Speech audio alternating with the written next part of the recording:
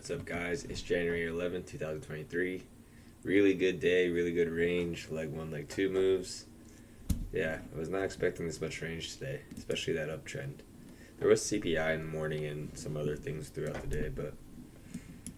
So, yesterday we had a bull trend, pretty much by the EMA, and then towards the end it got climactic with a strong leg one, leg two move at the end of the day.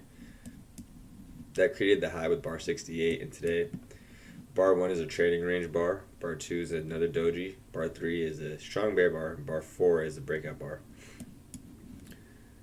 I kind of overlooked these two bars when I saw this happen, so I was thinking more downtrend and then maybe a new low at the end of the day. Double top reversal back into the EMA on the daily time frame is what I was thinking. Something like a double top reversal sell or something. I'll bring that up. I'll talk about that later, actually. So, bars 3 and 4 sell and break out, and then we get another leg, 6 and 8. These are asymmetrical, so they're not really matching from here. The leg 1, leg 2 is not matching. See?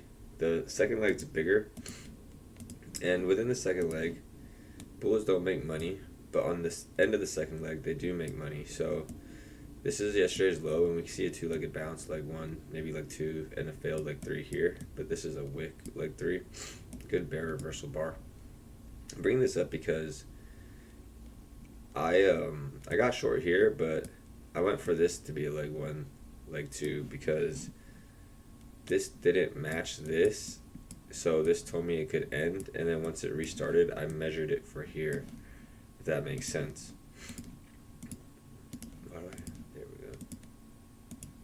See? So, I read it both ways, but how am I trying to say this? This was the breakout, and it reset the leg count, leg 1, leg 2. But then, if you didn't go for this leg 1, leg 2, you could say, oh, it's a leg 1, leg 2, and they didn't match, so I should get out at yesterday's low. And that would save you from this pullback, and then you can see it again and be like, oh, maybe this leg 1, leg 2 would match. That was my thought process watching this, because I scalped out here for like 1 point. Then I waited for the pullback, and I went for the leg 1, leg 2. I got short here. I got out as this bar was turning up in case this went down again. So yeah, it was really nice breakout today. Breakout from the EMA, breakout from yesterday's high, breakout from last week's high. Multiple levels here. Bears were watching the sell off yesterday. They sold again today. After the leg 1, leg 2 move, the markets went into a tight range, and I really was not expecting this pullback. I was done trading after I caught this. I caught a really nice, about 15, 16 points today. Trading the Emini, so I was pretty happy with my P&L. Here's a major trend reversal. It's not actually major because bulls failed to make a new high. If bulls made a new high here, I would count this as a major. But since bears took control at the highs, it ended up just being a really deep pullback. Most reversals will end up being minor. So here's a bull reversal, minor. Here's another reversal that led to a lot of points, but still ended up being minor because they couldn't make a new high. You could say this was a major reversal for the bears because they made a new low, but there's a really deep pullback. So we'll see if it holds tomorrow. So around the middle of the day, we see the leg 1, leg 2 moves. And then bulls get this reversal into the EMA, strong breakout with bar 39, and they start trending. This is range bound price action, double top, double bottom, wait for 2 bars in one direction. If you buy here, there's no real breakout. If you short here, you short into support because this is a big outside bar, so bar 28 is a range. It does look like a bull breakout bar, but the context, it's a range. See, it's a range, and then bears short the high of the range, bulls buy the low of the range, they make a higher low and get the breakout with 2 bars. And you might feel like this is buying high. I wasn't trading this because I was honestly expecting a new low, so I just watched it go down. Strong breakout on the EMA with follow through. Maybe you can set a limit. Maybe you buy the close and hold for a measured move. After the bulls got the breakout on bars 39 and 40, It just trended higher until they got to the breakdown point on bar one. And this is what I wanted to bring up when I said I overlooked bar one and bar two is the first 6 bars were a trading range bar with more bearish pressure. And look, we have a trading range with more bearish pressure, and then bulls bought low. Had I put more weight on this, maybe I would have scalped 5 points here, maybe 1 or 2 flags. But I was really like, wow, the bulls are pushing after this strong sell. This is also another touch onto the EMA. Second touch is not as strong as the first buy, so from a higher time frame perspective, people are buying the next touch on the EMA, this blue EMA. So yeah, I think bar one played a big role in if you were able to hold this, because this is a trading range bar, trading range, and then selling trading range. 2 trend bars, 4 trading range bars up to bar 6. Bars 39 to 66, it was a just small pullback bull trend. I'm going to delete these red lines because I was watching this and I was thinking 50% would be a good level, and I'm pretty sure the bulls broke past 50%. So the high of bar 2 to the low of bar 28-ish. Yeah, you guys get the point. They broke above the 50% level, which is pretty bad for the bears. In a strong trend, they really want to keep the 30% level held. 30%, 50, 70. In a strong trend, they want to keep the 70% level held.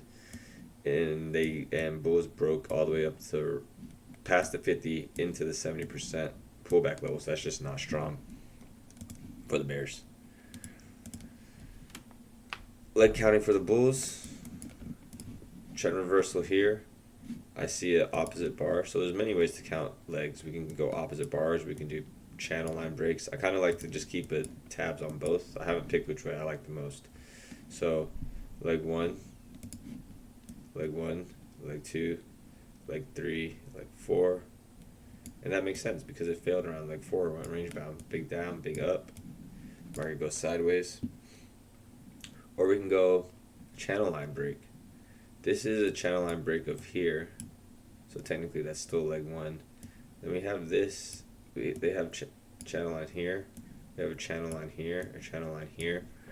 So there's many ways to count this, but the important thing is not to look for a top, because look, every bar, 2-bar reversal for the bulls, bulls were buying bear bars and buying bull bars. So the context has changed. Clearly, if it was strong, they would not have made it back to the 50% level, but the context for the day has changed. It went from a strong trend to maybe a leg in a trading range. Really, really good day for both sides. You could short anything here and almost make money, unless you go short here. That's a deep pullback. And maybe you buy here, and that's not good either. But pretty good day. I hope you guys did make money. Daily chart looking. Here's that second leg. Not symmetrical. Bad follow through. This did not match this size, so maybe the bears take over and now they get their second leg down, because this is really bad follow through. This is actually also an outside bar, and outside bars retreat as range. It broke below the low. It broke above the high of yesterday. So maybe we get stuck in this range for a little bit, and it'll be interesting to see what happens tomorrow. I don't think there's any news finally tomorrow, so I might sit down a little bit longer and trade. There was random times today, in the morning, in the middle of the day, and then at the end of the day. So I just I scalped this leg, caught that leg, and I was happy with the P&L. Here's a pretty damaging to the bull case. Strong bear legs after a 2-legged rally. Deep pullback. Be interesting to see this could turn into a head and shoulders reversal maybe. Kind of have that facing here too. So yeah, it'll be interesting to see what happens. I appreciate you guys leaving comments and always watching my videos. Hope you guys are having a good 2024. I'm doing all right. If I can get the payout, I want to post my P&L so you guys can start to see, and we can talk about that on the weekends. Hit the follow button. If you guys are doing Brad's thing, study.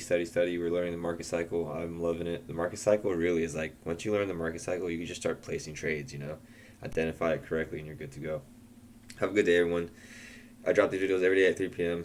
Have a good day. I'll talk to you guys later. Bye.